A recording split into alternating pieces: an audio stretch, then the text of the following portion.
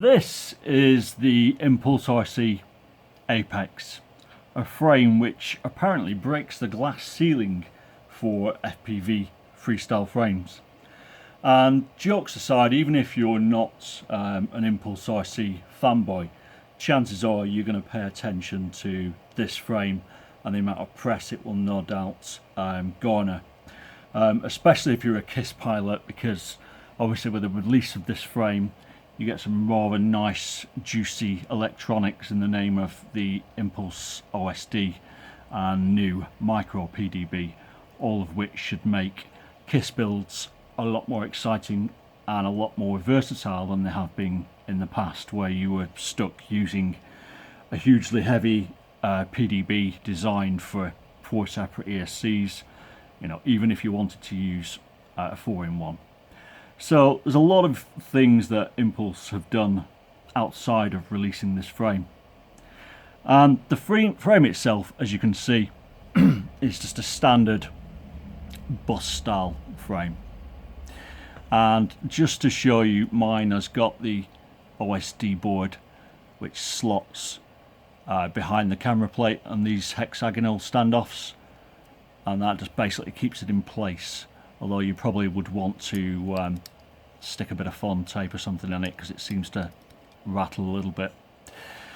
So the frame itself, first impressions are it's a little bit sort of fatter and squatter than I was expecting. It looked maybe sort of longer and slender than it actually is when you get it in the flesh. In the flesh, it's very much an ImpulseRC alien.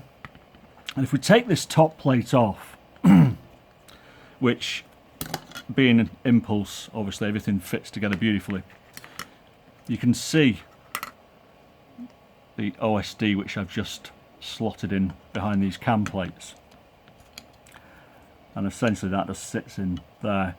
We'll discuss this on a later video, but the good news for those like myself who kind of wanted to know if you could just use this guy on your own, it appears that you probably can do, as long as you feed it a clean 5-volt source. So if you're running a TBS Unify high voltage or something like that, chances are you'll be able to slot one of these guys into your build without too much of an issue. So if we move on to the frame, there's lots of things that Impulse are shouting about, and I think some of them are good and some of them are sort of so-so. Everything about this build, to me at least, screams designed by Mr. Steele, even to the point that on the underside of the frame we've got a little TBS SMA mount, which feels like it's made out of aluminium, and on top of it we just have these little spacers. And of course that's because Mr. Steele has always run his, excuse me, this should have an SMA on it. He's always run his VTXs like this, with a long SMA connector like so. And of course the idea is you just basically wedge that in there.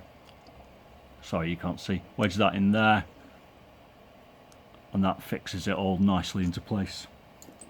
In terms of the way the frame's laid out, as you can see, we've got this 2mm cam plates with the usual 1-point hole, and then you've got a little slidey hole so you can adjust your FPV angle if your camera's got 2 mounts. We've got a 2mm top plate, and the carbon itself looks relatively good in places. And there's some areas on this frame that have left me a little bit disappointed, and I made a post on Facebook about this just to see if anybody else was experiencing the same. And because I've put this together, the worst of it is sort of covered up, but if you look very carefully around some of these holes, you'll see that the carbon itself, and this isn't a particularly good example, but the carbon itself is being pushed up, and it's worse on the underside on this particular frame. And what that is when these were manufactured, clearly the company that manufactured them didn't change the bits soon enough, and basically a rough bit and too much pressure has just pushed the carbon as opposed to cleanly cutting it. And to be fair, that is cosmetic. you're not really going to lose a frame because a little bit of carbon around your holes is lifted in this particular area. Obviously it'd be more worrying if it was on the arms, but still, if you've been around a long time, the thing about Impulse is that while their frames cost a fortune, you were paying for absolute perfection. And when I made this post in Norfolk FPV about this yesterday, somebody reminded me that Impulse used to sell aliens that they classed as seconds, which had imperfections like this.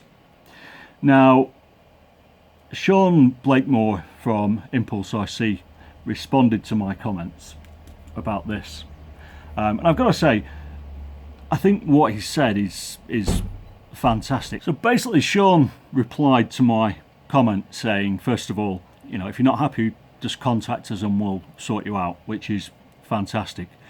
He also went on to say, when I mentioned to somebody else about this, you know, this would be classed as a second frame, he also basically said, and I'll show you his post here, but what he's essentially said is the market won't accept ultimate perfection, because ultimate perfection comes with QC costs and all the rest of it. So he sort of, in his own words, said he would also classify it as a second frame, and he said, you know, if you're not happy with it, we'll sort you out, not a problem at all. But I think his point he makes is absolutely fair. Another major manufacturer, well-known, well-respected manufacturer, told me that they were removing bits from their frames that they would have otherwise included, like battery pads, etc., simply because it brought the frame cost down, and they could sell those additional extras, you know, on another part of their site, and people would buy them that way, as opposed to them sticking an extra £5 or a tenner on the price of the frame. So I think I was a little bit disappointed when I got this frame and I saw the sort of slightly shoddy cutting in areas, but Impulse's frank and open response sort of filled me with relief in a way that, you know, it is the ImpulseRC of old. They're just having to adapt to a new market where, you know, you've got the likes of Flight One selling their Dolphin frame for 30 or 40 bucks. You know, you've got Banggood cloning left, right and centre, and for a small company like Impulse to survive, they've clearly got to bring their costs down. So one of those things is clearly, you know, nobody's hand checking every single frame that comes through the door. But if they're going to stand by, obviously, the product, if you're not happy with it, then, you know, fair enough. If it gets them a cheaper frame and you still get what you want at the end of the day, I can't really argue about that. So that's a bit of waffle. In terms of the frame, we've got this, the base plate is split into two parts. So we've got a sort of front section here, and then we've got this other section at the back, and this part here is 2mm and the base plate is 2.5mm. And in classic ImpulseRC design, we've got basically 4 bolts either side, 2 on either arm, and you won't really be able to see too well, but in the centre of here you can decide whether you're going to use a 20x20 flight controller, or in this case, as I've used 30.5. And on the outside we've got press nuts, which also are on the arms themselves, and they basically just screw through with these cone washers to keep your arms really stiff, and they are really stiff. And the idea of this is really just to try and sort of separate this stack as much as possible from flight controller, from vibrations. So that's the sort of basics of the frame out the way. The one thing I will say with this frame is it comes with an absolute boatload of stuff. So you can see mine's got the TBS antenna back plate on it. You've got a front bumper as well, and these are all made by, or should I say manufactured by HQ from wear resistant, whatever it is, plastic, polymer, whatever. You get skids for each motor, and this is the basic frame.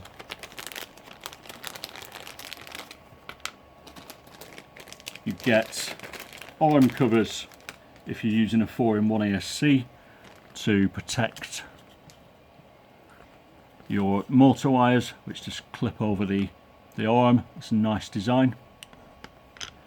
and you get 2 battery pads, one of which is an absolute fat piece of rubber and the other one is basically a nicely cut piece of Velcro. And I would tend to use this one normally, but in this case I'm going to be using this one for reasons I'll come on to. You also get 2 additional standoffs if you don't want to run your antenna like so, and you get an absolute ton of hardware. So basically you get different size screws, depending on how long you want these stack mounts to be. You know, you get, I'm presuming, mortar mount screws. There's a whole host of stuff in here, and I've just used the stuff that it's come with the exception that I have used aluminium hex nuts, self-locking nuts here instead of the metal ones they come with, and that basically shaved off 1 gram. Clearly, if you bought the Mr. Steele version, you'd also get some additional goodies. So you would get the same plastics, but you'd also get them in black and Mr. Steele Coyote Brown, which in my opinion is diarrhea brown. You get some LEDs, and of course you get the lovely OSD and its corresponding micro PDB. So there's a ton of stuff in here, and in fairness, for Impulse, this isn't a badly priced frame. So let's get some scales out and see what we've got. The first thing I want to say, and the reason why I'm not going to use the rubber battery pad, is for this reason. This is already, by today's standards, a relatively heavy frame, and this battery pad itself weighs over 9 grams, whereas if you use the other one it's less than 1.5, and that's a big difference when you're shaving weight. Now they quote the Mr. Steele ultralight version at 115 grams and the Steele version, or should I say not the Steele version, the normal hardware version, not the alloy hardware, at 125 grams. So if I just get my scales out, let's stick this guy on with its bits. So we're already up to, so that's 125, and then I need to get 2, 4, 6, another 6 screws, which I'll put in here if they'll stay on.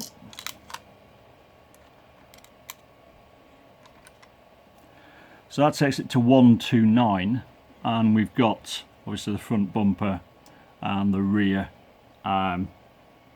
Immortal T antenna, and of course this part as well. So I'll give them that. 125 sounds about right to me. Clearly if you're putting on the skid plates,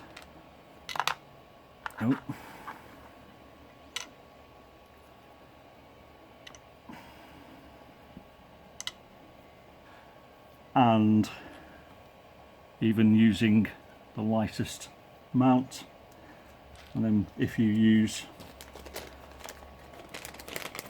4 of the wire protectors, and they've nicely given you 5 in the pack.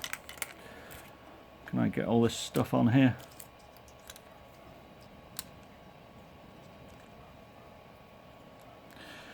So we're up to 148 grams fully laden, and that's not even including, you know, a GoPro ramp, etc. So I can see why Mr. Steele uses a bit of foam for his GoPro. I mean, if you don't use this and you pop on, we're up to 155.7 grams, which is about the heaviest freestyle frame I've come across in recent times. So if you buy the basic frame as I have, you're essentially getting a really heavy freestyle frame, and of course you don't need to run it with all the skid plates and all the rest of it, but even in its basic form you're looking at a frame that's pushing 140 odd grams. And that brings me to its biggest problem. I like heavy frames. I've always liked heavy frames. the CG, etc., that were my bread and butter, were the frames of choice for me. But since moving to a Hero 7, which is a good 50 grams lighter than the Session, and the amount of protection you need to run if you want it to last 5 minutes, I've naturally migrated to what I would have called lightweight frames. So I'm running the SX218 by Petit Soldat. I think that weighed about 110 grams. My other quad is the Geprc Mk, which came in at less than 100 grams for the frame. And if this guy comes in at 140, 150 grams, that's a hell of a lot of weight to lug around. And okay, this frame is probably going to be stiffer than the Geprc, but am I really going to notice that? What I will notice is the loss of punch and the loss of float and the loss of natural agility, which are all features of those slim profile lighter frames. So I'm going to have a play around with mine. I'm going to take off as much weight as I possibly can. I'm not going to run the skid plates as nice as they are, simply because they're too heavy. I might print them out in TPU and see if that's a lot lighter. And Impulse have nicely released the files for the 3D printed parts, and there's some other bits there as well. So it's well worth looking at. So yeah, sort of mixed review from me. It's definitely an Impulse frame. They've cut back on QC and quality to reduce costs. Obviously we've got these 5.5mm arms, which to be frank don't look like they're ever going to bust, but the actual finish of the central plates is relatively poor. Am I going to contact Impulse and ask them to send me a new one? Don't know, if I'm honest. I'm tempted to do it out of interest just to see if they will stand by what they've said. Personally speaking, it's not really going to bother me, but you know, the expectation when you buy one of these is that you're getting the creme de la creme of freestyle frames, and frankly the cut of this one, and certainly the base plate, is a long way short of hyper-low, a long way short of any freestyle frame, a quality one that I've built recently, including the the Geprc one, which is 40 quid. Now of course this is probably going to last a lot longer, and you're going to get constant access to replacement parts, but I think its real beauty is for those people who fly KISS, which is what it's designed for. With this little guy and the PDB, it suddenly becomes a very attractive prospect. If I was using Betaflight as my primary flight controller, I think there are better frames out there. Maybe better is the wrong word, but I think there are frames out there that are cheaper and the quality is just as high and probably higher. The hyper-low frames are cheaper, the quality of the carbon is frankly the best I've ever seen, and there are a million other frames out there. So this one is too heavy and the quality isn't there. Am I disappointed with it? No, I'm not. I think it'll fly the bee's knees because it's super stiff. In terms of other concerns, it's a very short weight frame, which will make it fly relatively good. But if you compare it to a frame like the Gep, you see how much longer the Gep is, while actually being a lot lighter at the same time. And that is all battery space. When we stick a GoPro mount on the front of this as an example, you stick a GoPro mount on the front of this and suddenly you're eating into a lot of your battery space. So yeah, great frame. I'm sure it'll survive well. Obviously you're going to have the backing of ImpulseRC. This guy comes with a 2-year warranty and you get a warranty card within the pack. The big question for me is how much are ImpulseRC going to charge you from Australia to ship your broken top plate or your broken arm. Chances are, unless they pull something amazing out of the bag and offer free shipping, which I can't see that they're going to do, chances are it's going to cost you more in shipping than it is going to do for a top plate, or at least enough to take the shine off that warranty. So unless you live in ImpulseRC's backyard, or unless they open up this warranty to local dealers, which I don't think they're going to do right now, I think the warranty is you know, neither here nor there really. So yeah, mixed review really. Disappointed with the weight, and while the other features that they talk about are nice, for instance, if you notice the standoffs are hex shaped. One of the things they claim is that this camera mount, if you put it in correctly, it basically butts up against the flat of the hex and absorbs vibration. Personally, while it might give a little bit of front rigidity in a crash, I don't really think it's going to make that much difference to the majority of us. There are some nice touches. I wish I had one to show you. The screws which hold the arms are not threaded, and they're only threaded in the part that actually goes into the press nut, so you don't get the threads of the screw sort of grinding and wearing against the inner circle of where the arm connects. That's a kind of nice touch that, you know, somebody has thought, but maybe they've spent a little bit too much time on tiny little bits and bobs and getting custom arm guards made, and maybe not enough time on simplifying this design and lightening it up a little bit. So yeah, that's just my view.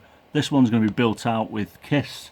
I was tempted to stick this in the back of it, and they also do a HD version of this, but I think, do I want to fly a frame this heavy with a heavy DJI mount in the back of it? Probably not. So I'm going to build mine out in KISS. I'm going to enjoy the OSD, and I'm going to try and shoehorn the DJI stuff into this and the upcoming Catalyst Machine Works Bang God frame that I'll have hopefully in the next few weeks. So yeah, cheers guys, as always. Thank you. Bye bye.